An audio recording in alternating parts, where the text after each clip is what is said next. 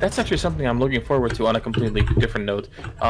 Because a lot of the new game companies are looking into developing virtual reality first-person shooters. Yes, And yes, of course. And I'm really looking forward to seeing how many of them will implement damage from thrown objects. Like if you run out of bullets, you can just throw your pistol at somebody and interesting see if point. that does something. Oh, more elites in the corridors. Oh, we're being flanked by grunts. Yikes. Have you played the Half-Life Alyx game at all? Out of curiosity. I have a very, very little amount, just enough to test like the VR. I'm super anxious to go back and play it again because the 20-30 minutes that I played of it was some of the best stuff last year. It's remarkable what they've managed to do with it. Okay, interesting. I have no VR, so I obviously haven't been able to enjoy it at all. So yeah, very curious about we it. should be getting our VR helmet for some review purposes in just a couple of weeks. So hopefully next time we are recording stuff, we'll be able to give it a try. Right, right. Interesting. I would love to hear thoughts about that. Did you get a chance to see how aiming with the pistol works in that game? Oh, it's amazing. It's okay. Everything to do with aiming and interacting with the world. It's like second nature. Like is it hard to aim with the gun? No, it's really easy. It's like I said, it's second nature. It feels like that this is how it's always supposed to have been. That's cool. Like, I have no idea how they managed to pull off that stuff, but like. I spent the first time that I was playing it at first picking up stuff like a chalk from the ground so I could write on windows. Oh, that's cool. And just messing around with the physics engine and every little part of it felt like that. It did not feel like there was a learning curve. It just felt like that I can pick up a chalk because that's how it works in real life. Right, right. So yeah, no, I think that people haven't been clamoring about it yet as much as they probably should have, because, well, not a lot of people have VR yet.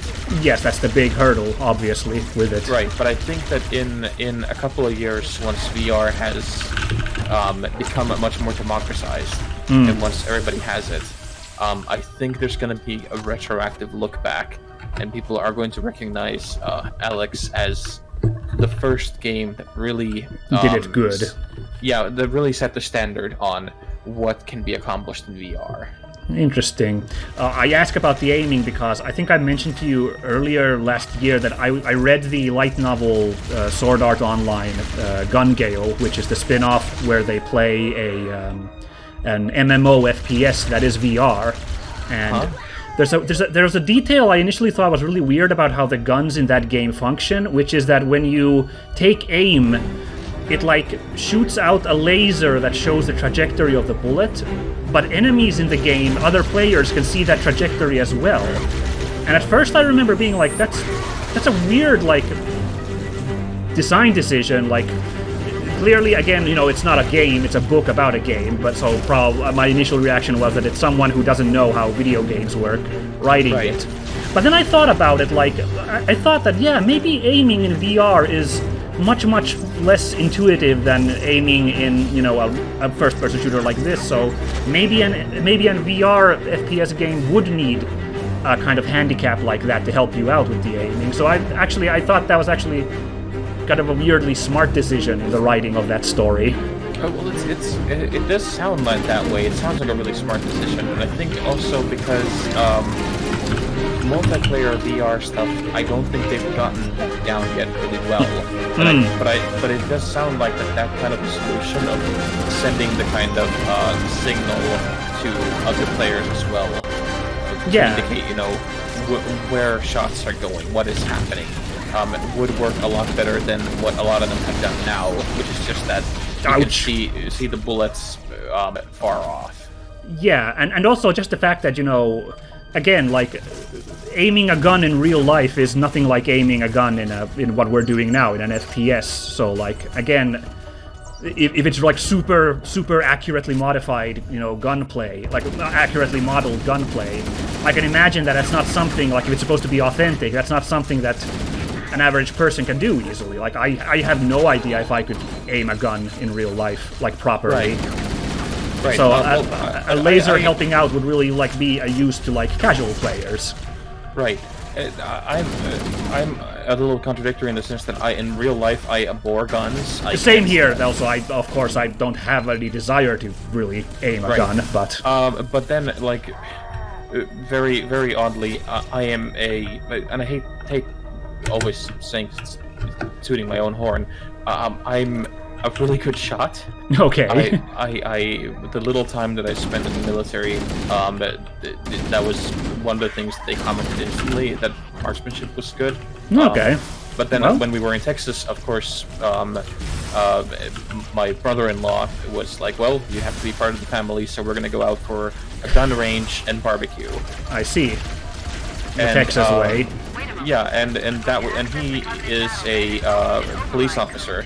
So of course he was very amused to be taking the, pacifist communist from Europe to the gun range. And then I assume he's a crack shot with a gun.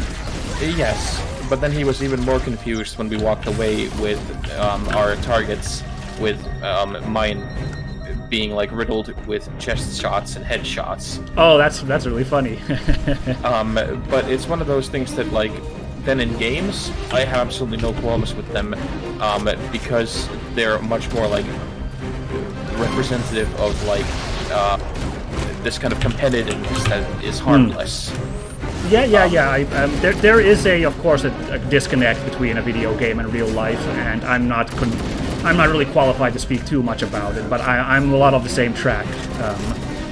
Right. The politics of games, of course, are another matter entirely. We've talked about those in some of our podcasts, but... Yes. I blew myself up. Oh no! Hold on, I will back up into a corner and spawn you back. Yeah, I think last grenade got the last guy. Yeah, looks clear.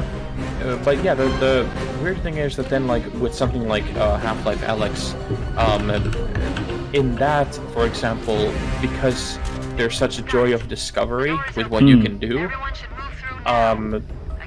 the gunplay, for example, in that is really a lot of fun, because every aspect of it is like discovering a new world, because you can finally figure out that what you're allowed to do in this virtual domain. Like here, we are playing with the most, like, this essentially established how guns behave in these kind of shooters for 20 years. People still like reference this and Bungie as the people who make gunplay well in arcade shooters. Exactly, yeah. But then in Half-Life Alyx, where because you have the controls, you're holding on to the controls that simulate the grip of a gun. There's this entirely different feeling when you actually bringing it up to your face in the game world, because it does feel like that you are now you have a physical object. You have something that transcends the barrier between virtual and real. Okay, yeah. So I think once you come over and try it, I think you'll see it yourself, and we can talk about it even more at length, because I think that when people start seeing it and experiencing it for the first time, there's going to be a massive leap in the way people imagine what is possible in video games next. Exciting, I have to say. I haven't yet, because I haven't even gotten to try ever VR, so I'm not sure how I feel about it yet. But obviously, people who have played it sing its praises. So yeah, but if you haven't gotten to try VR yet, then that's even more a reason we'll set up something really special, because there are so many things that once you try them, it's going to leave this kind of a bug that you need to see what happens next. We'll have to try out what other games there are. Yeah, I get that. The one I, of course, want the most, we even talked about this at some point, some kind of giant robot mecha game where you're actually in the cockpit and it's VR. That's my dream. In VR, that would be the dream. That would be like, I don't think I would ever leave my house again. I hear ya. Oh, that's a dead grunt. Okay. by the way, I have to say, we've been talking about everything except the game for this level, and I think that kind of tells about this part of the level. I think this level is emblematic of the weakest parts of Halo, is the very repetitive and downright labyrinthine levels that some of these levels are. This isn't... It looks nice initially, but the fact that these corridors are all so similar, there's so few like points of interest. Yeah, this isn't the game at its best. Graphics, you can see just how intensely dour Yikes. this whole thing was. I mean, I get it to in a sense, because the Covenant is supposed to seem dark, the enemy, you know. But yeah, man, this grates on you.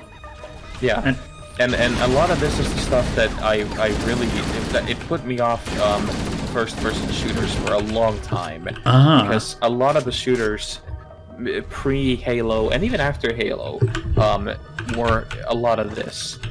Like, unless it's incredibly stylized, I have absolutely no interest in just running around in tight, cramped spaces, shooting at the same peanut gallery.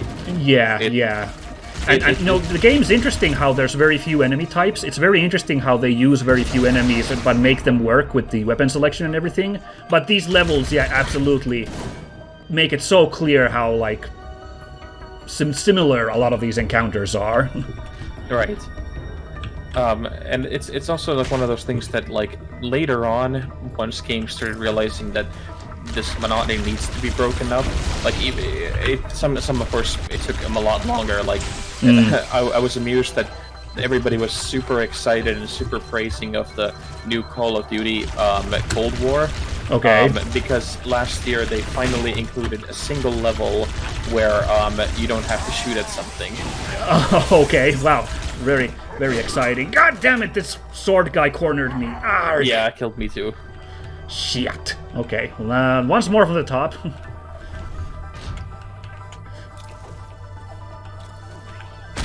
Of course, Call of Duty you might blame at times for going the far extreme with, like, too many set pieces. I don't know, at least those are entertaining the first time you play them. Yeah, but they're not something you want to see again.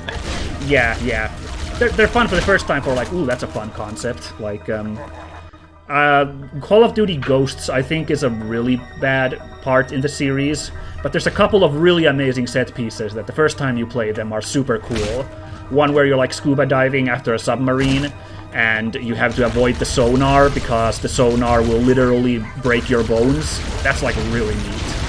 Oh, that sounds pretty cool, yeah. Yeah, and then there's the other level that's incredible is, like, this city that's underneath a dam, and halfway through the mission, the bad guys blow up the dam, so the city starts to flood, and you're, like, trying to, like, get to higher ground in the city while the water is rising, and that's a really unique idea for a level. Absolute props for great. that. But, you know, that's one level in, like, a pretty not great game. Yeah. I think there's also, like, some games have tried doing the thing where it is... Oh no, I grenaded you! I'm sorry! Ow. I'm so sorry. I thought I could nail them, but then... That's okay. But yeah, a lot of games have tried to do the same thing, that they keep a cramped area, but then they, like, make the gameplay and the action really elaborate. I remember around 2003, so a couple of years after this, there came this the John Woo game. Oh, Stranglehold? Stranglehold, yeah. And I remember that was one of those things where I started thinking that if more developers would do this, that they would just, you know, give you a designated gaming area, like a clearly, like, this is the level where you can play in, and then just let you go nuts and go to town with discovering the ways how you can interact and pull off action in that area. I was really excited about what could happen. Right. And then nobody did it because Stranglehold didn't make a lot of money. I remember, yeah. I never played it, I hate to admit, so I guess I helped with that, but yeah. It's not a great game. Okay. But it's one of those games where you can kind of see that they are at the beginning of something great because they are doing it for the first time. And I was really bummed out by that because I would have loved it. Take-Two, which I think made the game, they had previously made, actually at the same time as Halo was made, they made a game for the PlayStation 2 called Oni. I kind of remember that. That was the kind of anime-ish game, right? Yeah, it was very heavily influenced by Ghost in the Shell. Yes, I remember, because you play like a cyberpunk cop woman, Yes. isn't it? Yeah.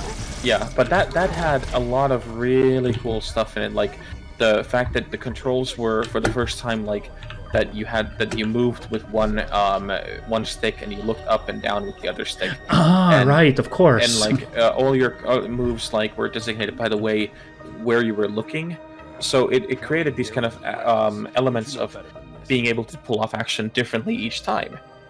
And they also kind of dropped that, which was a shame. No, yeah. But hey, we finally beat this stupid level. No, we haven't. That's the horrible part. What, really? Because we still have to escort him off the ship. No. Yeah, we still have, like, I think it's not as long as that whole sequence, but still. Oh, goodness. Oh, look, he name dropped Halo. Yay. According to the data in their networks, the ring has some kind of deep religious significance.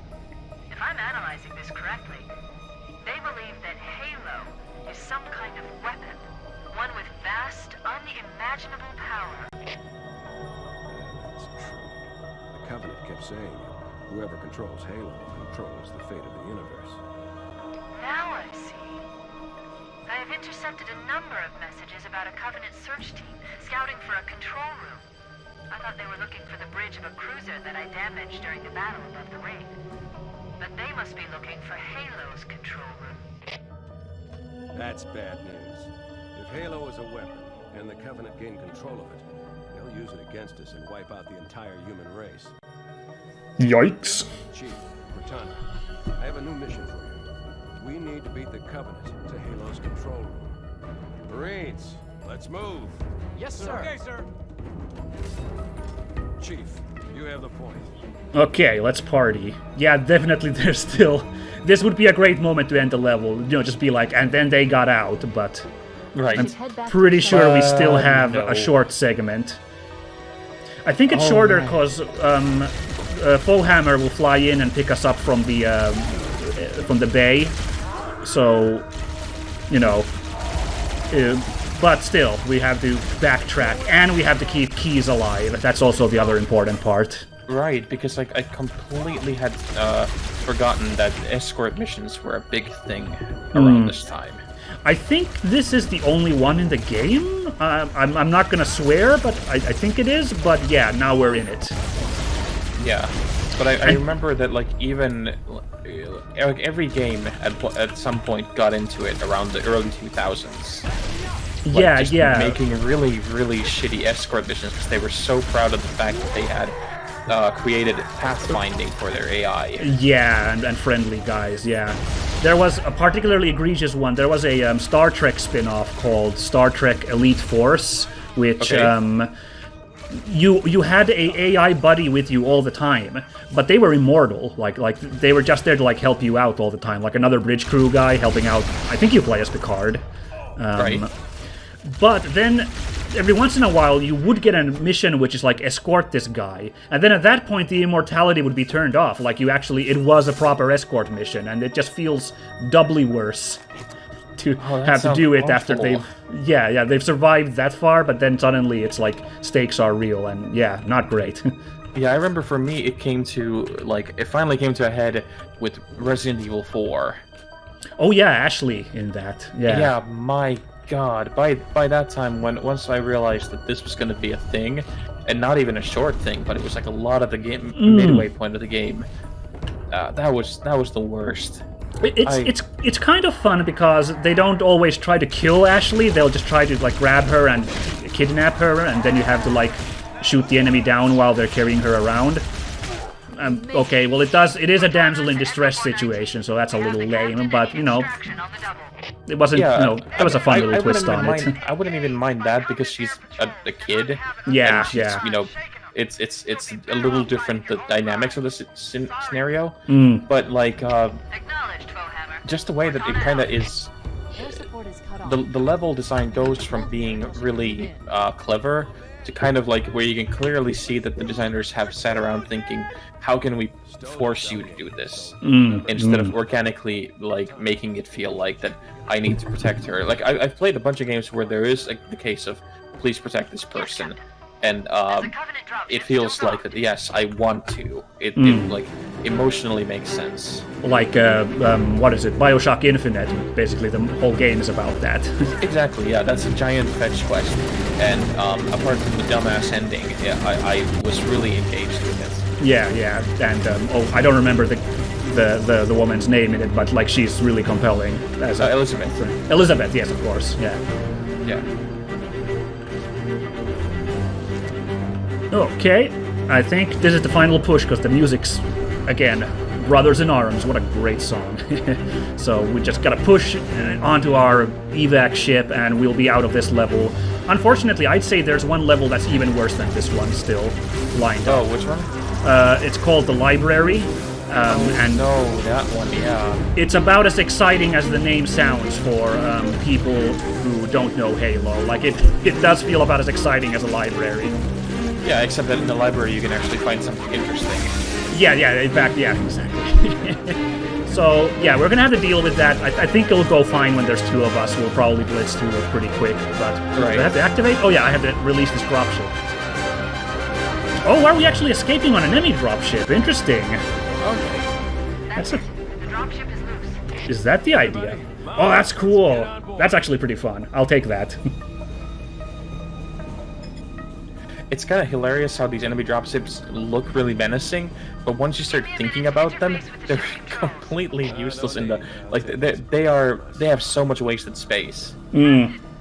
These are yeah, I mean, it's like AT-ATs in Star Wars, and like you could design this so much better. Yeah, like they look cool. They're a lot of fun, but who ever thought that would be the way you want to ambush any kind of a planet? Yeah, I mean, it's only because the plot says so is that they're so good, basically. Right. Yay, finally. Hey, now we get the best level, basically. This opening sequence, I consider this the best of Halo. Oh yeah, I think this was the one of the levels that they showcased in all the early demos that when you got to play it, especially this part where you get to see the coming in. Yeah, I mean, and we and our boys roll up on this beach like Normandy. Oh my god. Right, and this is actually something I like about the cutscenes. I don't know actually. Are you in your own Pelican right now? Kinda looks like it. Yes, I am. I got my lads here, but, Right, and I can actually yeah, I saw you coming out, which gives this whole thing an entirely different kind of sense of scope, because it actually feels like that, holy crap, we have enough people and we have enough weaponry in here for all of us to, go on our own ships. Yeah, that whole, like, this is our army and we're, like, engaging. This is the closest Halo gets to that, or, like, the most it gets to it, I feel like. It's... What a fantastic level this is. Right, and this is also just such a, like, you can instantly see the differences, how the gameplay design and narrative design, how they were shifting. Like, if that previous level we just were complaining about, which was utterly boring. Yeah. And now this is just completely engaging, and it feels like a completely different game. Like, we've just left, 5 years in development. Ah, man, I mean, it's already over, and it was, like, so freaking cool. Yep. Hell yeah. And we instantly get a Warthog, and we're instantly on a place where you have a chance to go wherever you like. But you had a massive, amazing beachside landing and a big fight with epic music playing. And it's just great that this is, like, you can see that we are leaving the crummy past behind. Yeah, this is so good. Shall I drive now? Yeah, go for it. I'll do it this time. The Marine took my spot. Okay, Get out of there. move out. Well, at least they're polite enough. I mean, it's the Master Chief, so if he tells you to get off, you gotta do it. Excuse me, I would like to drive. No. Sure thing, boss. Aww. The sad part is we had to leave half our army behind at this point. So, there was that cool landing, and now we've already, like, had to cut our army in half. But, Warthog. On a beach. And that'll be actually interesting once we actually get a little bit further in these games when we get to Halo 4, and hopefully they will release Halo 5 on the PC before... Oh yeah, it's still missing at this point, unfortunately. Yeah. Yeah, once we get if we get to play those before Infinite, because Halo 5, for example, even though that's not it's technically not a Master Chief story. Yeah, there's some other Spartan. There's like new Spartans in that. I Yes. think. Yeah, for some reason Nathan Fillion is a Spartan now. Oh, interesting. Oh yeah, he but- cameos in a bunch, but he's a regular soldier in those, I think. Yeah, he's called Buck in ODST, and he shows up in Halo 3 briefly. But yeah, that has also a lot of these kind of scenes where, like this, that it actually feels like a giant intergalactic war. Oh. And then these guys are being tricky up there. We could just roll away from them. Oh, wait, are we supposed to go I'm up already there? running up there to shoot them. Oh, okay. Well, I'll provide cover from here at the bottom with the cannon. When I can. Keep them on their toes. Good luck. I hope you're doing okay. I can't see anything that's going on up there. Well, that looked bad. I'm dead. I'm doing Oh, fine. dear. Why don't you come back here and take a quick breather? How about I go for a change and you can... Oh, okay. Or you can drive. Let's do that. Let's surprise them. Oh yeah, this is a plan. Oh, I see. They're like dug up in this Hello, boys. corner here. Oh god, there's way more of them in there. Yikes. Yeah, are we supposed to go in here or are we supposed to continue down the beach? I'm not sure. Oh, nice. Perfect. Perfect angle. I think I got the grunt. Ah, those guys are too smart to just walk out. There's one. Oh, this is risky. This is risky. Oh, gosh. Okay, well, it's a crazy plan, but it worked out. Covenant are putting up a real fight. This is so stupid. Must be here. Okay, I think we're stuck now. I'm gonna Yeah, have it's not gonna back us fit out through of here. that. No. The bottom floor of this facility. There we go. Let's keep But this going. was kind of part of the Halo scene back in the early 2000s. I remember that people, for some reason, Halo really inspired people to try and like get to weird places in video games and like fit vehicles where they're not supposed to go to. So you were really doing prime Halo experience there for a moment, I think. Oh, I remember when I was playing these the first time, or going back to them on the Xbox 360. I remember that my flatmate at the time, he was in some kind of a proto YouTube I group, underestimate like, Covenant's and they understanding just of Halo made a substance. lot of videos Yes. about the what they could do, how they could break the game in some way. Cortana to Keys. Yeah, And, yeah, I remember that. Like early, like before YouTube. You're right, but for some reason there just was this huge scene for like making videos of you getting in stupid places in the game. Yeah, and I never got into it. I just didn't see the point of breaking the game like that. But other than that, I do remember how much fun it was watching other people do it. Yeah, I remember specifically this level. You can find a there's like a super health power-up somewhere on the beach. And I remember this video where a guy sets a grenade to throw a car into him just as he takes the health, and that's for some reason catapults you like way high, so that the island's just a speck on the map beneath you. Like the physics like completely bug out. Oh, that's crazy. I could never. I tried to do it a couple of times myself. I never succeeded in it. I just got myself killed with a grenade in a car. Kind of like that guy right Find there. security override. I think we went back. We went the wrong way. I think we had to go along the beach. Oh, okay. Let's go the other way. Oh, find the door's security override. Just Yeah, now I remember. Like, that door was locked and there was, like, an idiot elite in there, like, staring us down, like, what you gonna do about it? So, now I remember. We have to keep circling, and I think it's on the, like, top of this island is where Okay. we turn off the security. yeah, So then Halo we'll has return a there. real obsession with closing doors like that. Like in Halo 3, they even make a joke about it by when you're trying to get out of the base as it is exploding, and Oh, there's the super door, health, by the door, way, and the guy's that I just like, mentioned. "What's the password? We can't let you in without the password. You're supposed to be at the morning meeting." Oh, I remember that, yeah, that, that guy who... It looks And like all the Refuses other to let you soldiers are in. like, "Master Chief's here. He wasn't at the morning meeting." And it just doesn't let you in. Yeah, we had to go, like, a completely different way in the end. Like, that guy just was left in his closet or wherever he was. Yeah. So I'm glad at least that they are very meta about themselves. I mean, it's always good if you can acknowledge when you, like, were forced to do these. And we circled the island. Now I feel like we're back. Yeah, but that's actually really cool. I did not know you could circle this island. That's very neat. Yeah, I like that. There should be a path up to the center of the island then somewhere. Okay. Let's keep our eyes to the right, not here. No, there's clearly a structure right above us. There is, yeah, but I don't see an obvious way of entry. That might be even where the security is, but it looks like we have to wrap around from... Oh, here we go. Where did you fellas come from? Okay. Yeah, there's a clear mountain path there, so that's where we want to go. Yeah. But man, that's easy to miss, definitely, actually, yeah. Yeah. Even the soldiers here were just like, you know, I think they didn't see us. Yeah. Oh yeah, we do still have the guy in our car. Cool. Yep. Oh, I think we have to leg it again, this strategically placed tree here. Yay! Oh yeah, they've placed it so that you can't drive the car through it. Yikes. Ooh, nice shot. Oh, grenade. I think our guy just got bopped because the car flipped over. Oh no. Oh no. Like I said, I feel real bad about that. Even though it's a nameless, like, soldier, but, like, I'm still like, no, that guy. Yes. Oh well, we got a checkpoint, so now he's back. Hooray. Oh! These guys are had a moment of like, oh god, we had a checkpoint. I think I got the elite behind. Oh no, he's not quite dead. Damn. Wow, I got thrown, or I got stuck with a grenade that apparently was about to hit our car. Ooh. So only I died, but it was a heroic death. Ah, well, you took one for the team, so your sacrifice will be remembered. Yes, not for long because I'm already back. Yeah, good job on that one. Yeah. Yeah. Okay, so yeah, we're not gonna take the car this time. Not gonna try and sneak it in. I don't think we'll be able to fit. Well, let's not. Knowing my driving style, we'll just get stuck behind a rock in a hard place. Yeah.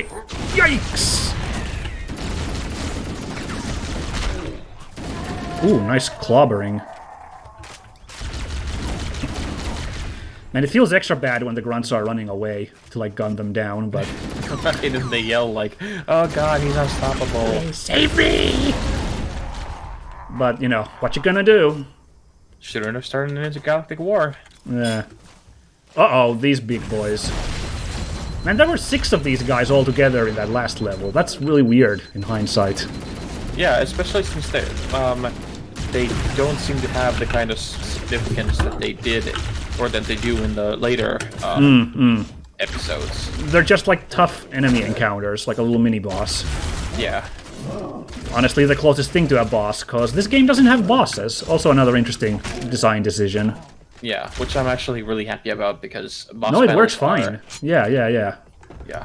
I'm actually I have a huge distaste for boss battles. I think they're Really? They're really lazy in my opinion. In FPS games or in general? In general, I think like they're a relic of a different time. Oh, And fascinating these days I do take. feel that unless you do something really special with one of them, if it's just a bigger enemy with a big health bar, it's lazy. It's just really lazy, in my opinion. I can see that. I can see where you're coming from. I've never heard that take before, I have to say. That's a very interesting one I've heard. I've never heard anyone say hate boss fights in general, but...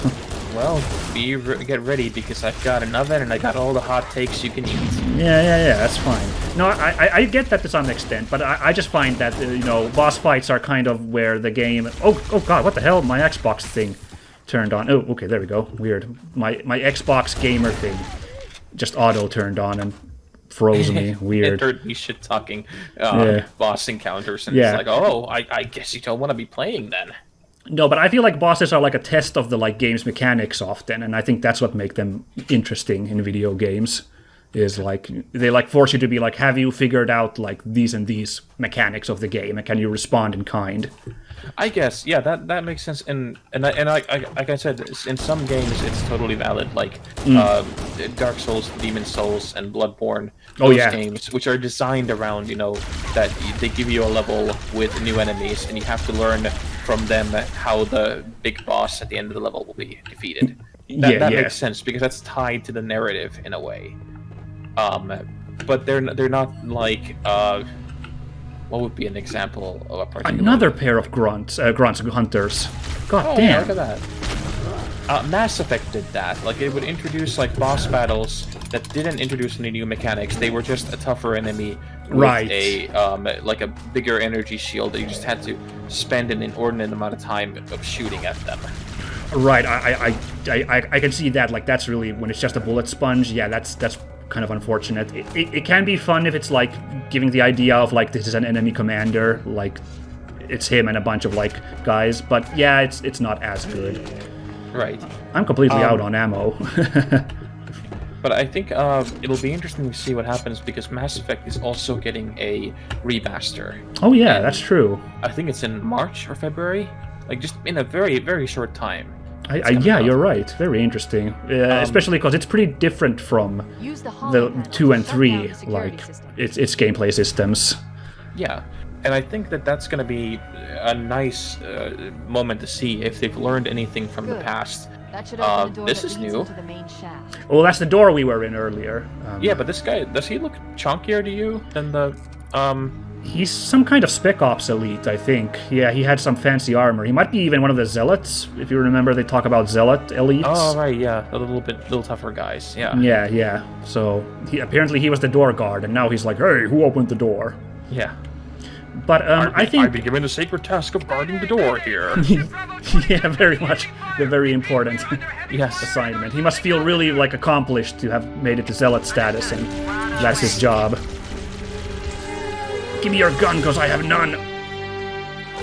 Oh shit! There we go. Did you need a gun? This guy dropped another one. No, I got a gun from this guy over here. Okay, I'll swap to it. But anyway, I think this is a good moment now that we've got the door opened. Let's play up to the next checkpoint and call it for today. Sounds good, yeah. This is a good checkpoint. So let's call it here. This was a pretty good roll. We got through the ups and downs of the beginning of Halo, and we're about to roll the inside of the Silent Cartographer. Right. I'm saying goodbye in good old Halo way. Oh yeah, let's just do our... We're just practicing our squats, obviously. There's nothing else to read into in what's going on here. But again, thanks for joining me, Jonathan. This has been a pleasure so far. Oh, it's been great. And I hope you guys at home tune in for the continued adventures of Masters Chief and Chief in Halo. Bye-bye! So long.